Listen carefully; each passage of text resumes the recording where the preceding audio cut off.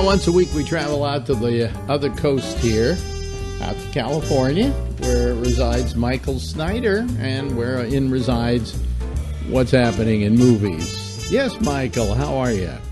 I'm good, Alex, and I hope you are as well, and everybody listening. I would actually like to also point out that even though it's the award season and the holidays, there is a little calm in the storm of important movies coming out. But they did manage to drop a serious awards contender this weekend, and we'll get to that right now. I should say that the main thrust of today's little segment, two movies about women in crisis, starring two actresses at the top of their game. We will lead off with a virtual sure shot in the Best Actress nomination department, Jackie, featuring Natalie Portman delivering the goods as Jacqueline Kennedy in a period docudrama about the short period before the assassination of John Fitzgerald Kennedy, her husband, and the few weeks afterwards. It sort of focuses in on that time, and she delivers the goods, man. And believe it or not, this is a fresh take on an all-too-familiar and tragic piece of American history.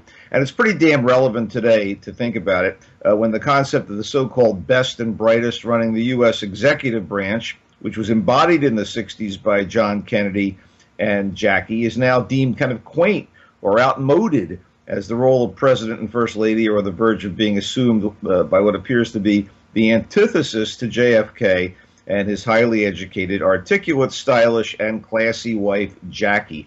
And we see Jacqueline Kennedy on display here in the height of this tragedy. And we see her biting wit. We see her kindness, her grace under fire. All of that is handled in this movie. While making the movie, by the way, Portman was the same age as Jackie was when her husband was shot, around 34. So this is a pretty great combo of actress and role at the right point in one's life. It's directed by the Chilean filmmaker Pablo Larraín, who did the recent biopic on Pablo Neruda, and also a great political thriller entitled No, which was about the campaign to take down Chile's military dictator Augusto Pinochet in 1988. And I say this because Larraín's work is artistically solid and bold, and so far in his career politically themed. In any event, Jackie is really an impressive piece of work. It's very much a first-person situation, as we see she recounting the events that she's gone through to a reporter who's come and cornered her in Hyannisport, which was the kind of the presidential getaway, and basically wants to find out about what happened, her feelings about it, and how is she going to address the aftermath of Kennedy's assassination. There are segments showing the assassination. There's a wonderful bunch of scenes that are set during the shooting of the CBS documentary wherein Jacqueline Kennedy takes America on the tour of the White House, which is something that had never been done before. And all of these things hold together in a kind of a beautiful and sensitive collage about her life. The supporting actors are pretty great. There's a lot of stuff here about her very best friend, Nancy Tuckerman, who was her aide, a friend since childhood, played by Greta Gerwig. Peter Sarsgaard doesn't look like Robert Kennedy, but does yeoman work as the brother to the late JFK, who is heading for tragedy himself. He's maybe the weakest link here, although his performance is solid. But check this out. John Hurt plays a priest confessor that Jackie talks to. Max Casella is Jack Valenti. This is kind of cool, as Kennedy's the vice president who becomes the president, Lyndon B. Johnson, John Carroll Lynch, who got his start in television, really solid here, and Beth Grant as Lady Bird. And finally, I want to say one of the best pieces of casting is a guy named Casper Philipson as Kennedy. And as good as Portman is as Jackie, this guy embodies Kennedy in the few scenes that we see him. And I just thought it was pretty damn good. And she's given the performance to make the movie work. And if she doesn't work, it doesn't work. And unlike, say, My Week with Marilyn, where you're looking at Michelle Williams and going, it's nice, but not Marilyn Monroe, you kind of buy Portman as Jackie Kennedy. So kudos to her. Good film. Things to Come is the latest film from French writer-director Mia Hansen-Løve. It's got subtitles, but, you know, this is a very, very good movie. Love is the woman behind great and recent character-driven dramas, including All Is Forgiven, The Father of My Children, which won an award at the 2009 Cannes Film Festival, and a great coming-of-age movie that I like kind of better than this, called Goodbye First Love. Anyway, she teams with one of the brightest stars in the acting business, the doyenne of French actresses, Isabelle Huppert, who is still getting it done and sexing it up in her early 60s. I mean, I'm looking at her in this movie and going, holy crap, she's kind of ageless. Let's just say she makes Meryl Streep look like Maggie Smith's Dowager Countess.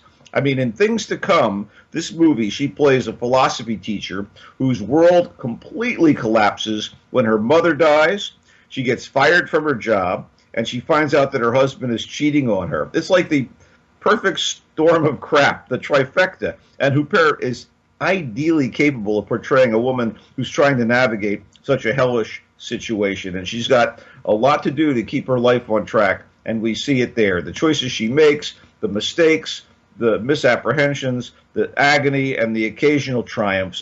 You know, solid stuff. I mean, this is a very impressive and powerful character study. But, you know, maybe it's not to everyone's taste. But I still show a great deal of affection for her watching this film. You know, I really think that they did a great job on what would have been a kind of a tedious slog through misery. Okay, two really great films, and now a crappy film, Man Down. Man Down is basically about a nightmare on the home front that awaits a Marine veteran when he returns from the war in Afghanistan. So this Marine, played by Shia LaBeouf, anyway, he comes back and he learns that, you know, that home is hell too.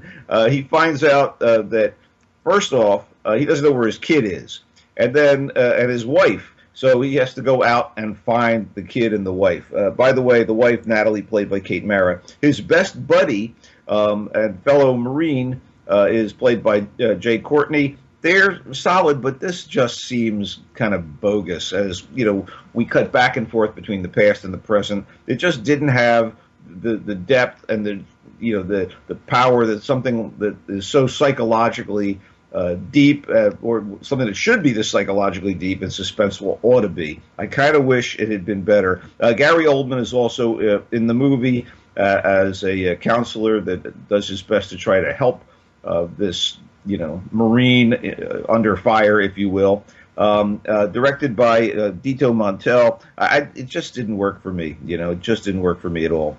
On the other hand, I was kind of shocked and impressed by The Eyes of My Mother, which is kind of a horror movie. It's in black and white. Something really, really terrible happens in this secluded farmhouse where a mother and her daughter are like kind of living with death, essentially. The mom's used to be a surgeon, a Portuguese surgeon, and she's trying to teach the kid, and then someone shows up completely freaking out the kid, and then starting a whole kind of clockwork nightmare in motion. And it's not for everyone, but you know, I wonder if this thing wasn't in black and white, you know, if people would be flocking to it. But it's really a fascinating film and impressive work by the writer and director Nicholas Pesce.